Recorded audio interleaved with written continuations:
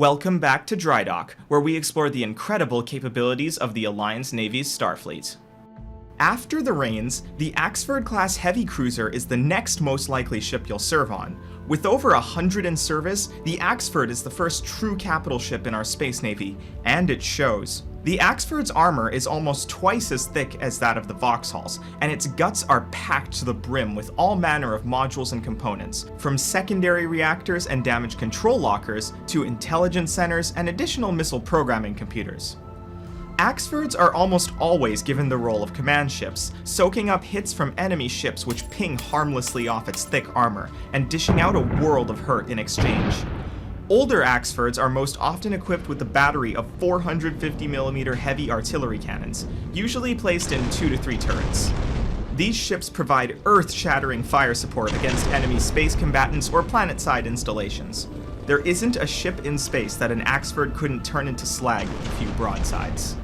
Newer Axfords sometimes forgo the artillery cannons in favor of more modern weapon systems, like rail cannons, particle accelerator turrets, and long-range missile silos. The Axford is extremely modular, built to fill a wide range of roles, and so each Axford's role in the battle space is quite ambiguous, but let's take a look at some common configurations. The most common type of Axford is known as the gun Axford. This is the traditional old-school Axford design, loaded with artillery pieces and a defensive flak grid and electronic warfare suite. You'll often see them in pairs, dishing out terrifying broadsides and laying waste to enemy capital ships at medium range, with very capable DC teams fixing any leaks or damages, and flak barrages screening nearby escort ships. Beam Axfords are rarer, known for their signature particle accelerator turrets on their ventral mount.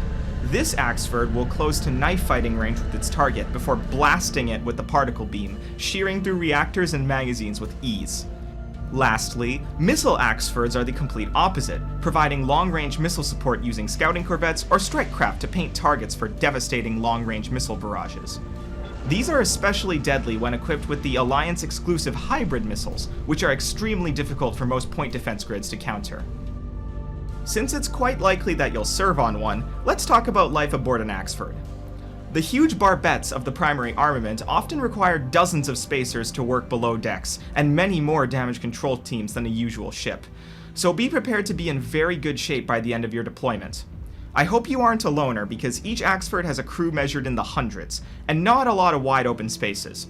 On the plus side, the Axford does feature a fully kitted RecFac like you'd see on a planet-side installation, and not one, but 2 excellent high-gain antennas, fully capable of catching the weekly Slam Kings games from several AUs away from the nearest stellar transmitter. Yes, I know, truly a wonder of modern technology. That's all on today's episode of Drydock. We hope you enjoyed as always. In our next episode, we'll shift gears a bit and talk about the brand new Levy-class escort carrier. Stay tuned, Spacers!